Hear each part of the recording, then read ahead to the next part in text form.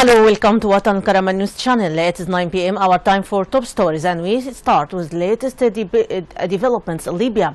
Parliament member Saleh Galama said that the dialogue team will be summoned to hold consultation, stressing that there is no any amendment on what has been agreed upon and signed by initials in the final draft. He also asserted that any drafts or other modifications will not be accepted. Galama noted that the Parliament Speaker sent a previous message to the UN mission, and the Parliament has not received any response, pointing out that the Parliament stressed the importance of responding to this message. Galama further says the Parliament participated in the dialogue process as a strategic solution, but this does not mean that they will ignore the demands of the Libyan people. Parliament member Tariq Al-Jroushi says that the Parliament is keen on reaching a political solutions for the Libyan crisis, saying they are committed to the first draft. Al-Jroushi added in a statement today that the Parliament has not been consulted on amendments of the agreement draft, stressing that the Parliament completely rejects any modifications. Parliament member Yunus Fanoush called for proceeding with the formation of a national unity government apart from the remnants of the outgoing Congress and even apart from the United Nations if UN envoy to Libya Bernardino Leon doesn't accept this offer. Fanoush added that various dialogue tracks prove that there is a sincere desire by a lot of parties to agree with the Parliament in order to reach a government of national unity. Moreover, he stressed that the Parliament is ready to negotiate with them in order to form a government and put an end to terrorism practices and fighting legitimacy by different army groups, as well as standing behind the Arab Libyan armed forces. Independent Parliament members Al-Sharif Al-Wafi and Tawfiq Al-Shaibi threatened to withdraw from Sekhira dialogue if they don't receive a response from the UN mission for the remarks on the proposals. For his part, Al-Wafi noted that he and Al-Shaibi sent an email to the UN envoy to Libya, Bernardino Leon, stressing the refusal to any amendments of the political agreement which was signed by initials last July. He added that mechanisms of the compositions of Supreme Council of the State was of the principal points which the Parliament surprised that it had been resolved by the mission in favor of those who impose themselves by force in the capital without regard to any opinion in reference to the outgoing National Congress. Britain's ambassador to Libya, Peter Mills, said that his country doesn't prejudice towards any of the Libyan parties participating in the dialogue sponsored by the United Nations in Libya. Millet added that it is difficult to reach a political agreement in which all Libyans win, stressing that the success of the dialogue is the only solution in Libya. Millet also stressed the need of returning life to the Libyan economy, highlighting the need to be prepared to resist terrorism. He further said that the unity government is a must to address the terrorist Daesh group with the help of the international community. German Foreign Minister Frank-Walter Steinmeier said the opportunities of forming a new national unity government in Libya increased.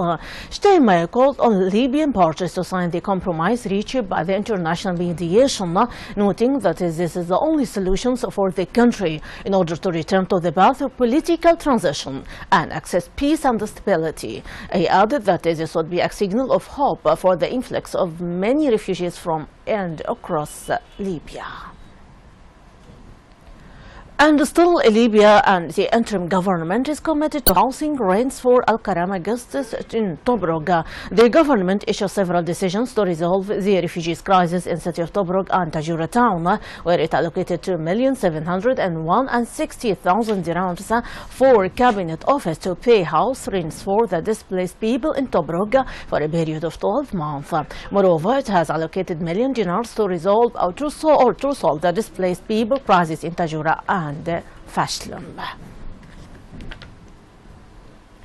And now we transfer to Arabia arena, especially Yemen. Militia forces loyal to Yemen's president fought against Houthi militiamen in the country's third largest city of Taiz. The clashes have been going on since the Houthis stepped back from the southern port city of Aden. The fighting has left much of the city in ruins and its residents pinned down inside their homes. Meanwhile, Prime Minister Khalid Bahah arrived in Aden today. His spokesman said advancing efforts to re-establish an administration on home soil after a month working from exile with Gulf Arab allies to battle Houthi control of the country. The government spokesman said Bahah, who is also vice president, was accompanied by 7 ministers when he arrived in Aden, while local fighters backed by Saudi forces drove the Houthi movement out in July. And now we transfer to Al-Aqsa crisis. Foreign ministers from Gulf Cooperation Council (GCC) member states condemned Israel for its recent action in an Israeli-Palestinian conflict at a meeting in Riyadh, the capital of Saudi Arabia. The foreign ministers of 6 GCC member states attended the 136 sessions of GCC Ministerial Council to discuss situations and problems in the Gulf regions and the Middle East. GCC current chair, the Qatari foreign minister Khalid bin Mohammed Al-Atiyah, said in his opening speech that the Israeli act of denying worshippers entry to Al-Aqsa Mosque was very dangerous. He said it reveals Israel's violation of Al-Aqsa Mosque. The foreign ministers also talked with the GCC Secretary General Abdul Latif bin Rashid Al-Zayani about regional anti-terrorist measures, relations with Iran and situations in Iraq and Libya.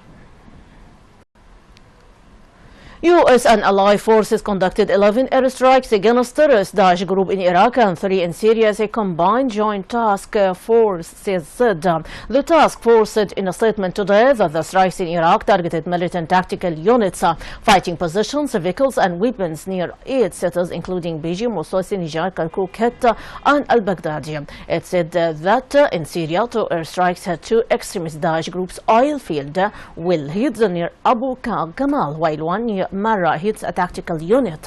Meanwhile, Australia fighter jet have destroyed an armored personnel carrier belonging to the terrorist Daesh group, the first operation by Australian forces in Syria, Defence Minister Kevin Andrews said today. Last week, Australia agreed to expand into Syria the airstrikes it has been undertaking in Iraq against extremist Daesh group, also known as Daesh, in response to a formal request from Washington. And now we will talk about the crisis of immigration. France's governing socialists and opponents on the right debated in Parliament today about how to deal with the recent flow of migrants at Europe's borders. One side arguing a Schengen Pact 2 was needed for more border control. France's former President Nicolas Sarkozy asked members of the opposition party to vote for proposals to reduce immigrants' access to welfare payment and citizenship. French Prime Minister thus said the Schengen Pact, which removed internal border controls across much of the EU, still allowed countries within Europe to control its national borders when needed.